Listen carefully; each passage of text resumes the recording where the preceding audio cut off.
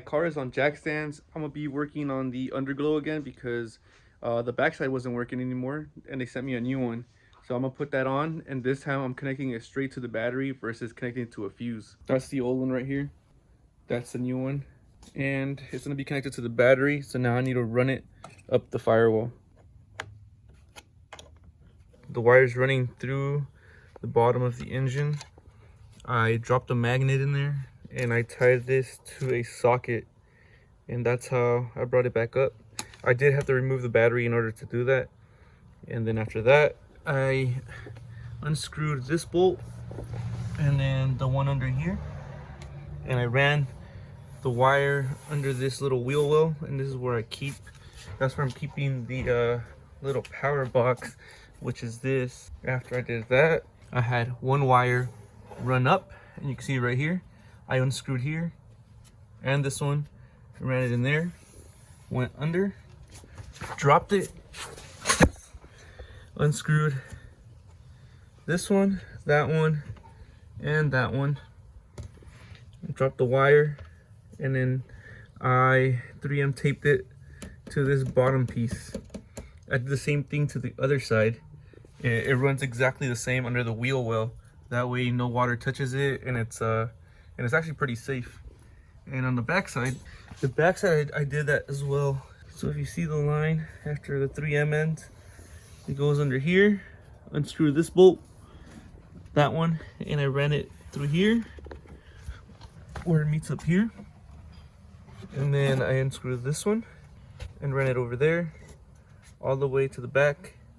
Unscrew this, ran it through there, and then put it under this piece. I don't know what this is, and it's 3M tape back there.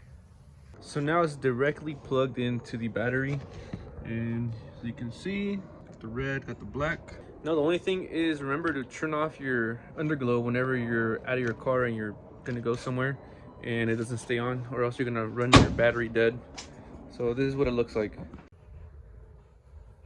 While I was under there working on the underglow, I noticed that on the exhaust, it looks like there's an exhaust leak.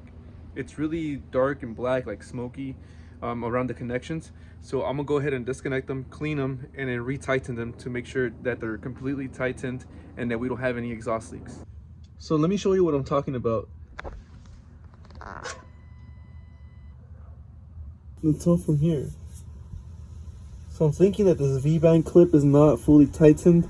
So I'm gonna untighten them, take them off, clean them up, and then retighten them with the new foot-pounds. I think it's about 40 foot-pounds on this side, and see if the problem consists. So now that it's out, I've cleaned the actual exhaust tips. I mean, this is kind of permanent. Then I broke the freaking step-down torque socket, and I'm gonna see how I'm gonna tighten these up. These are actually good now. They're at 40 foot-pounds, and I've cleaned it up as much as I can.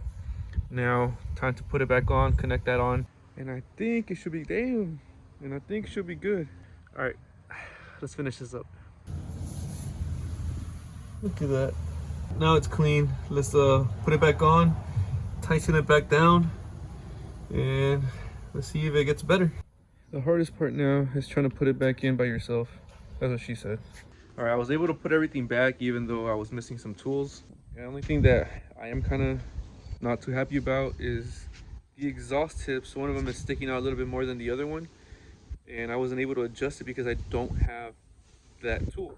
Let me just show you what I mean. So this one looks pretty good. It's not touching in the top, and it's sticking out a pretty fair amount. And then this one is a little bit shorter, but luckily it isn't touching either. It's about a finger's length. So that's it for today. I'll keep you guys updated once I start doing more things to the car and once I get my wheels back. So stay tuned.